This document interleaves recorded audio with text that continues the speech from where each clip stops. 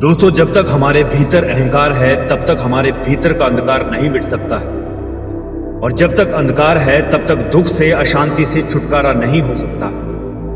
जिस दिन कुछ होने के अहंकार से, कुछ त्यागने के अहंकार से, हर प्रकार के अहंकार से मुक्त हो जाओगे, उसी दिन से हमारे दुखों का अंत शुरू हो जाएगा। हम अनंत हो जाएंगे।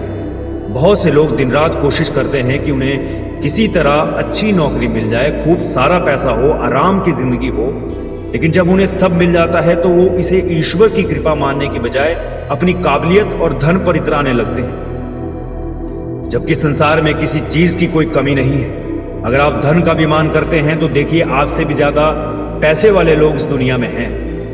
विद्या का अभिमान है तो ढूंढ कर देखिए, आपसे भी ज्यादा विद्वान इस दुनिया में भरे पड़े हैं। इसलिए किसी चीज का अहंकार नहीं करना चाहिए।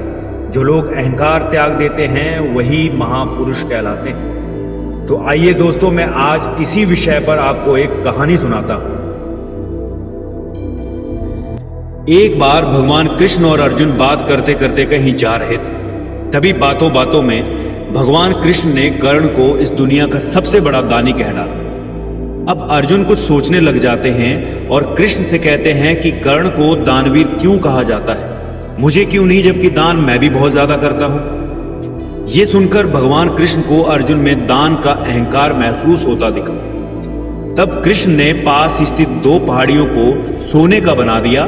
इसके बाद वो अर्जुन से बोले, हे अर्जुन, इन दोनों सोने की पहाड़ियों को तुम गांव वालों में बांट दो। तब अर्जुन गांव गए और सारे लोगों से कहा कि वो पर्वत के पास जमा हो जाएं, क्योंकि वो सोना बांटने जा रहे हैं।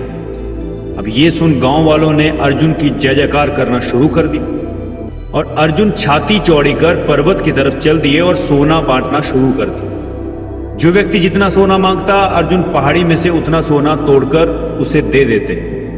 लगातार सोना बांटते रहने से उनमें धीरे धीरे अहंकार आता गया। इसी बीच बहुत से गांव वाले फिर से कतार में खड़े होकर अपनी बारी आने का इंतजार करने लगे। अर्जुन अब थक चुके थे। उन्होंने कृष्ण से कहा कि अब वो थोड़ा आराम करना चाहते हैं। तब कृष्ण ने कर्ण को बुलावा भेजा और जब कर्ण वहां पहुंचे तो कर्ण से कहा कि आप सोने के भंडार को गांव वालों के बीच में बांट दें। कर्ण ने सारे गांव वालों को बुलाया और कहा कि ये दोनों पर्वत में सोने से भरे भंडार उनके ही हैं और वो आकर सोना प्राप्त कर लें। और ऐसा कहकर वो वहां से चले गए। अर्जुन हैरान रह गए और सोचने लगे कि ख्याल उनके दिमाग में क्यों नहीं आया। तब कृष्ण मुस्कुराए और अर्जुन से बोले कि तुम्हें सोने से मोह हो गया था।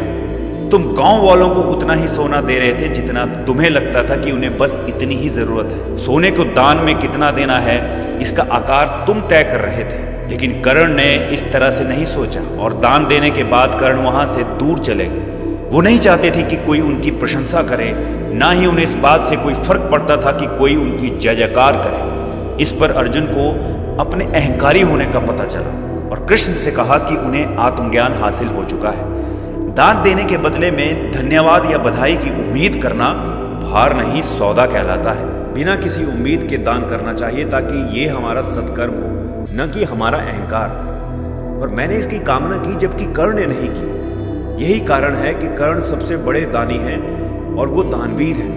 तो दोस्तों, हम भी कई बार किसी की मदद करते हैं तो अहंकार में हम भी अपनी प्रशंसा की आशा रखते हैं, तो हमारा सारा दान एक सौदा हो जाता है जिसका कोई मोल नहीं होता। किसी की हेल्प करने के बाद खुद पर गर्व होना चाहिए कि हमने किसी इंसान की मदद की है और बदले में उससे कोई उम्मीद नहीं रखनी चाहिए कि वो हमारी तारीफ करे, हमारे पैर छुए या हमारे आगे हाथ जोड़े। दोस्तों, ये ज़िंदगी हमें बहुत सारे सबक दे जाती है।